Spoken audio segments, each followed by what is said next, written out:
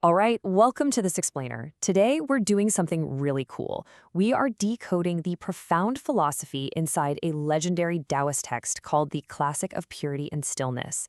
We're going to dig into this ancient wisdom and figure out how to actually apply its secrets for mental clarity directly to our crazy, fast-paced modern lives. Let's get right into it.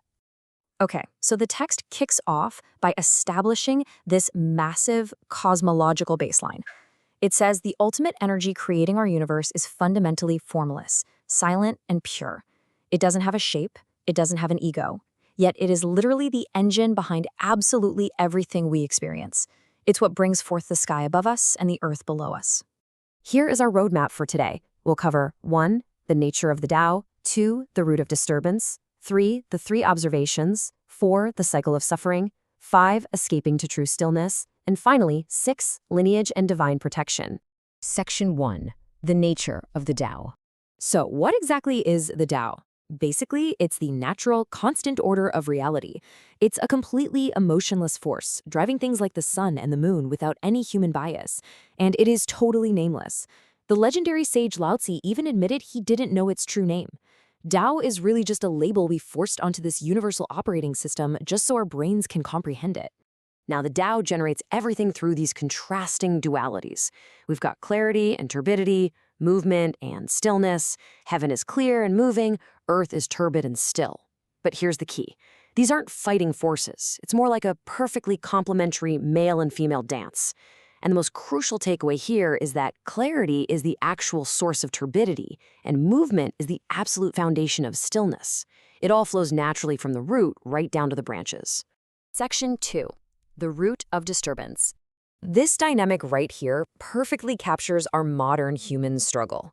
Our baseline spirit, our true self, absolutely craves peace and purity. But our active, over-calculating mind is constantly disturbing it.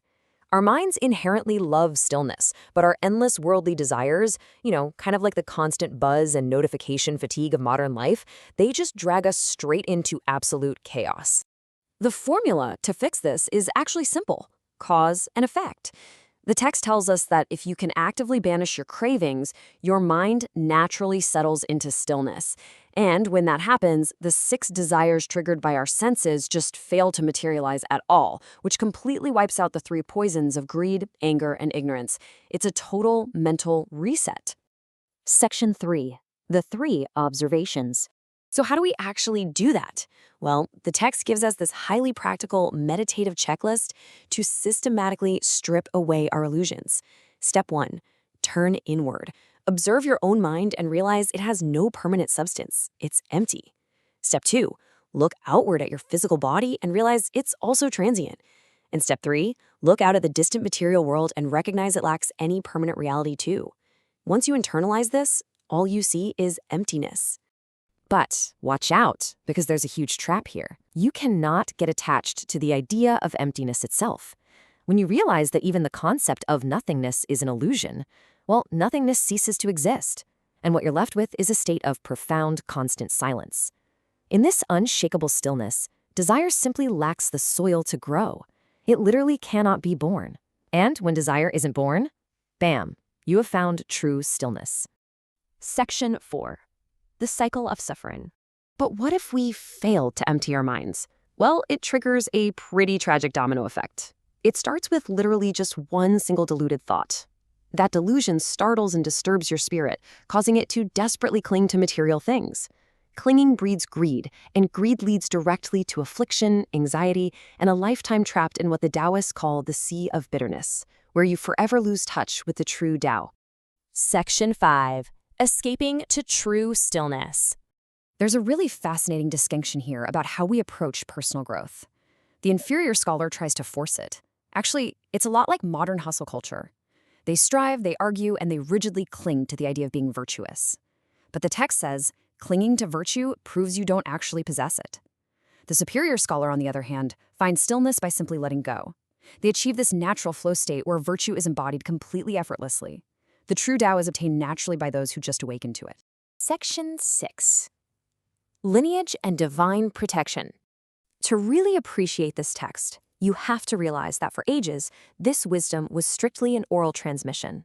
It was passed down through a chain of legendary immortals, starting way back with the mythological West Queen Mother. Think about how wild that is. It wasn't until immortal Ji Xuan, who reportedly recited it 10,000 times, finally recorded it into writing, that this secret blueprint was revealed to the world so we could actually study it today. And the ultimate payoff? Those who deeply internalize these teachings achieve way more than just peace of mind. Practitioners are promised profound mystical protections. We're talking being guarded by heavenly spirits, shielded from disasters, and ultimately seamlessly merging their physical form and spirit with the true Tao to ascend into the highest realms. Not a bad deal, right? We are constantly surrounded by the turbulence and noise of modern life. But this ancient blueprint for untouchable silence is right here in front of you. So, when the noise gets a little too loud today, how are you going to apply the 3 observations to clear the clutter and let the stillness in? Take a breath. Let go. Thanks so much for joining me on this explainer.